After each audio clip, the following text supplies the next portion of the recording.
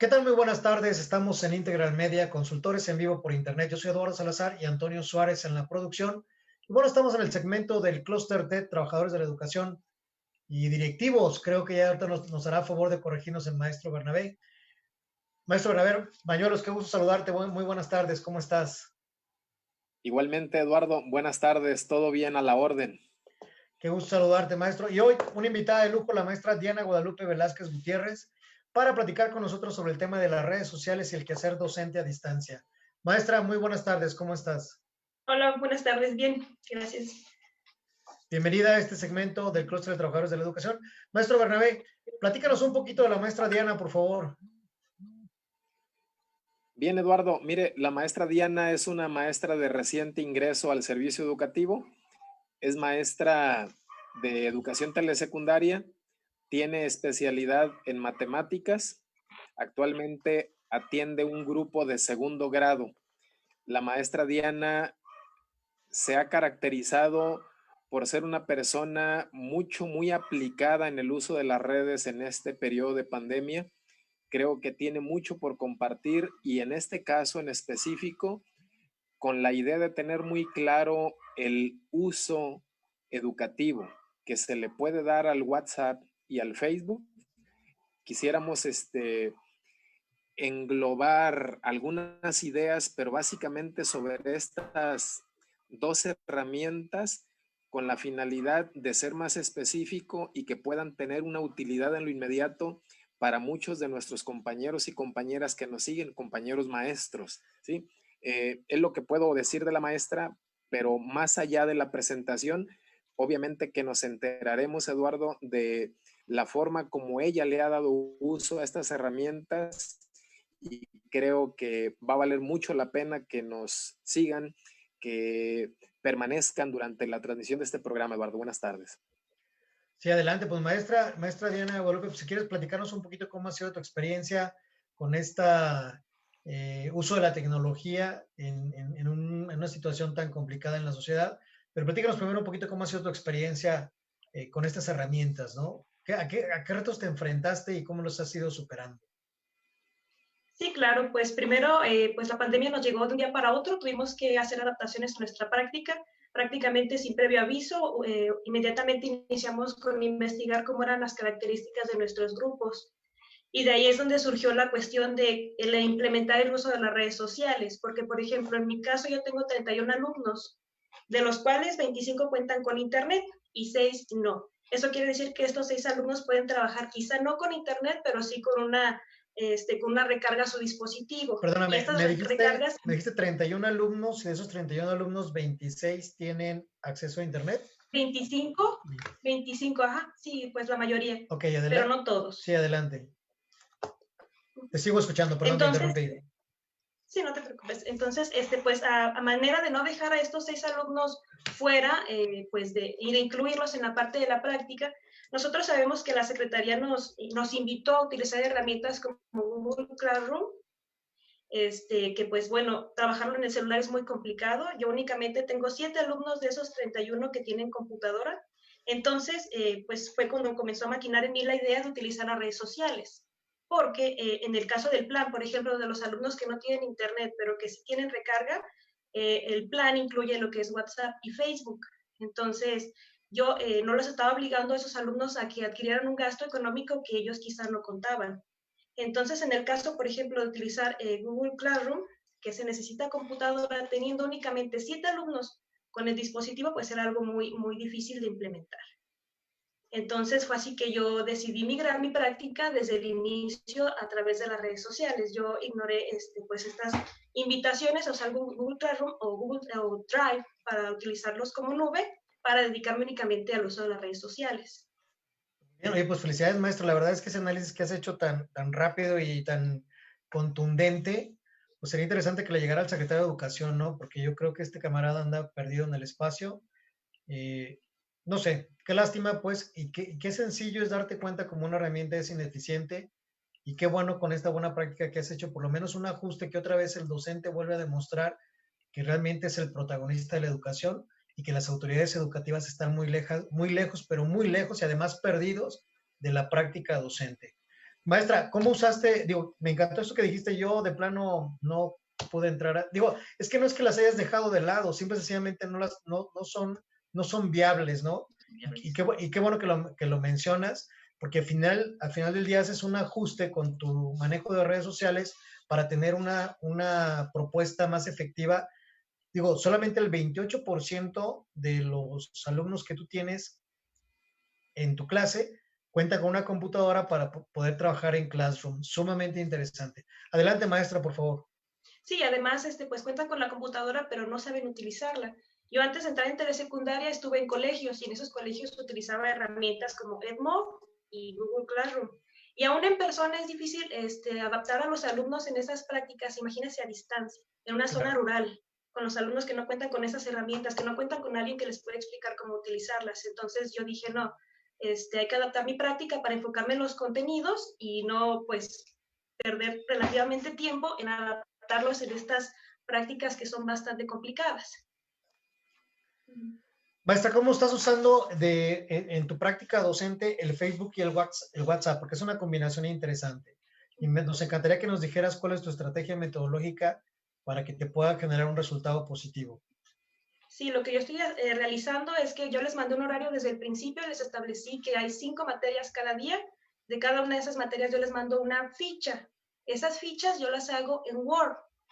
Sí, ya tengo las fichas guardadas en Word, cada una solamente la adapto cada día, pero yo no se las mando en formato Word, porque yo, desafortunadamente, antes de estar aquí en la docencia, tenía un celular bastante malo y sé por lo que los alumnos están pasando. Sí, yo sé que no les puedo pedir que descarguen Word, que descarguen inclusive el lector de PDF, porque muchos no tienen esta posibilidad. Entonces yo les adapto lo que es el Word a una imagen JPG y yo se las mando así como imagen. Entonces no hay excusa de que ellos digan que no se ve, que no se puede leer en sus dispositivos porque todos tienen el lector de imagen. Entonces, después de mandárselas en WhatsApp, yo las subo a una carpeta de Facebook. Entonces, en lugar de capacitar a los alumnos a utilizar Drive o OneDrive, yo utilizo Facebook como si fuera una nube que ellos ya saben utilizar.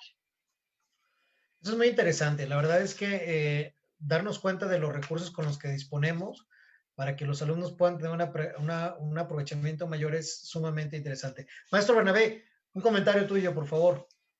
Sí, Eduardo, llama especialmente la atención cómo en sus inicios la generalidad, sin hablar del uso netamente educativo que le dábamos al WhatsApp, pues era una herramienta para mensajería inmediata, ¿verdad? Que permitía la comunicación instantánea, pues permite, como bien lo sabemos, compartir imágenes, texto, mensajitos breves, etcétera, etcétera, pero paso a paso nos hemos dado cuenta cómo el maestro pues se ha metido de lleno a indagar, a revisar tutoriales y darse cuenta que tan solo esta herramienta tiene múltiples facetas, facilita muchísimo, se pueden hacer tantas cosas pues con el WhatsApp que cuando el maestro logra implementarlas hasta para revisar tareas, por ejemplo, con sus alumnos, nos damos cuenta cómo esta herramienta pues ha rebasado lo que era el límite de la comunicación habitual entre personas. En este caso, ya la comunicación maestro-alumno, maestro-padre de familia, creo que ha sido una herramienta muy interesante y qué mejor que la maestra Diana para ver si nos pudiera ampliar estas posibilidades que da el WhatsApp, maestra. Sí, pues en este caso, por ejemplo, yo lo que utilizo pues de WhatsApp es que yo he visto que muchos de mis compañeros quizá por mandato de la escuela le mandan las actividades a los alumnos de un trabajo de hasta un mes o 15 días, una semana. Y yo lo que hago con estas fichitas es que yo todos los días pues manejo un horario muy específico, les mando las fichas a las 8 de la mañana, como si estuviéramos en horario de clases, ellos tienen que mandármelas a las 2. Esto permite que yo tenga, pues, por ejemplo, de estos 31 alumnos, yo tengo 27 alumnos que prácticamente diario, me mandan actividades. Sí, que hablando de números, quizá pues es un número bastante elevado porque en la pandemia se ha perdido la comunicación con muchos alumnos y yo pues al realizar esta estrategia pues no tengo tantos alumnos dispersados, tengo pues un número muy importante de alumnos que me están trabajando todos los días. Fíjate que eso es muy interesante, maestra, porque el secreto de cualquier proyecto exitoso es el seguimiento, ¿sí? podemos establecer un plan de trabajo al inicio, pero si lo vamos a revisar hasta el final, no hay tiempo de tomar acciones remediales o de recuperación. Entonces, yo creo que esta que está haciendo es muy valioso porque además te das cuenta que el alumno está concentrado y enfocado. Actividades diarias y muy interesante. Quisiera preguntarte si estas fichas le dan al alumno la oportunidad de trabajar en casa fuera de la computadora con actividades dirigidas de tal manera que puedan hacerlas sin tener que estar conectados a la computadora, porque además en las casas los que bien les va, que tienen computadora o que tienen celular con internet, pues también los datos juegan el, el, una variable interesante, ¿no? Se les acaban los datos, hay que volver a pagar. Y me parece que le está saliendo más cara la educación por ese camino que si lo estuvieran en una escuela privada, en muchísimos casos, por la gran cantidad de alumnos o hijos que tiene una familia que están en edad escolar. Entonces, me parece que diseñar actividades para que el alumno las pueda desarrollar en casa, fuera de la tecnología, es sumamente interesante, maestra. ¿Cómo ha resuelto eso? Sí, de hecho fue algo que se estableció, que se habló al inicio en el Consejo Técnico de la diversidad, la que vamos a hacer con los alumnos que no tienen estas herramientas. Para eso se realizaron estas encuestas. Entonces yo lo que realicé, bueno, lo que se me ocurrió es, yo tengo 3 grupos. Uno donde tengo a padres de familia y alumnos, donde mando las actividades para que los padres sepan que yo ya les mandé actividades. Tengo otro con los alumnos que tienen internet. Yo tengo sesiones de Zoom con ellos todos los días. Y con los alumnos que no tienen internet, que no tienen ni caso que les mande el apartado de Zoom, tienen la ventaja de que después de resolver el ejercicio entre todos los que sí tenemos internet, les comparto la actividad ya resuelta y después les dejo otra para que ellos verifiquen si se comprendió o no se comprendió el trabajo. Yo no puedo realizar de esta manera el trabajo con todos los alumnos, pero sí con esos 6 que no tienen internet. Maestra, ¿esta es una iniciativa tuya o el secretario de Educación está tan pendiente que te hizo llegar la propuesta? No, únicamente nos dijeron que hiciéramos la diversificación, pero no nos dijeron cómo. Ahora sí que, Exacto. pues, dependía de cada uno de nosotros. ¿Qué te puedo decir, maestra? Nuevamente, y se sigue demostrando que el compromiso de los maestros de Jalisco es muy superior a la calidad de la dirección de las autoridades, ¿no?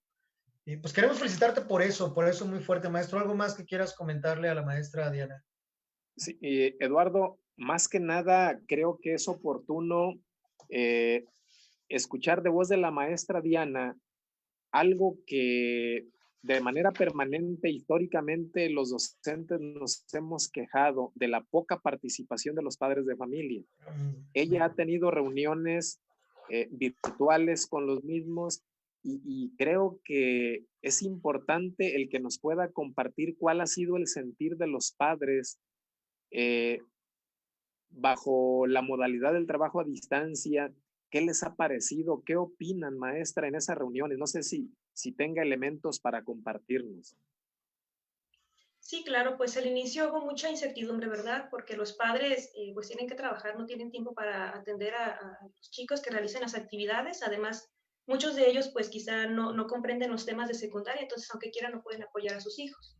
Entonces, pues yo traté de brindarles la seguridad de que yo iba a estar al pendiente de sus hijos, de que era mi obligación, porque es mi trabajo que ellos aprendan, que en realidad yo soy la que debo estar al pendiente. También pues en mano junto con ellos, decirles cuando no me están trabajando para que me apoyen, pero sí darles a entender que no se preocuparan, porque aparte de la situación económica con base en la pandemia, pues también no tienen por qué estarse preocupando tanto de la educación de sus hijos y de temas que quizá ellos, insisto, no dominan. Entonces, pues yo estoy trabajando con cada uno de ellos. Yo les mando los mensajes, pero los mensajes son privados y son personales en cada uno de ellos. Si tienen dudas, los mensajes son y yo los atiendo. Y pues sigue la comunicación, que no vean que porque estamos en esta educación a distancia quiere decir que los maestros nos estamos deslindando. Claro que no, seguimos ahí al pendiente. Pues muy interesante y muy valioso, maestro Bernabé.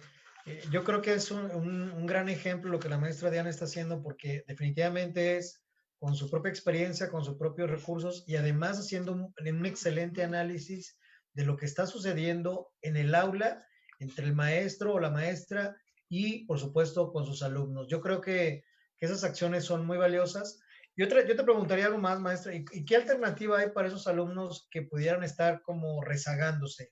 Si bien hay 6 o 7 alumnos que están en dificultades de comunicación, ¿cómo estableces ese contacto con ellos? ¿Asisten a la telesecundaria en algún horario? cómo entregan sus trabajos este tipo de alumnos? ¿Qué puertas les has podido abrir? Aquí pues yo estoy trabajando con ellos, yo les mando mensajes en lo particular, los invito a que no los compartan a sus compañeros. Pues yo les digo, si tienen alguna dificultad que no tengan la recarga para tener, para mandar sus tareas, que me lo hagan saber. Para yo les doy tiempo de que me traigan las actividades después, nada más que no compartan la información porque sus compañeros pues de ahí se van a agarrar para no realizar las actividades.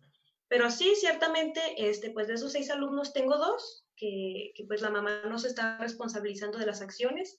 Se les citó en la escuela únicamente, dejé pues de lado la clase con mis demás alumnos para enfocarme a esos 2 alumnos que no me habían entregado nada, y la mamá pues no está poniendo de su parte. Sí, esa es la cuestión en la que pues sí, el docente pues ahora sí que no sabemos qué hacer. Solamente en el caso de esos 2 chicos. Que Mira, pues sí, seguramente esas situaciones se repiten a lo largo de la historia con pandemia y sin pandemia. La responsabilidad de la educación de los hijos, pues realmente es de los padres, aunque entendemos y sabemos que tienen limitaciones de formación, académicas, de compromiso, incluso de responsabilidad, que a veces el docente está subsidiando y muchas veces hasta dando de más.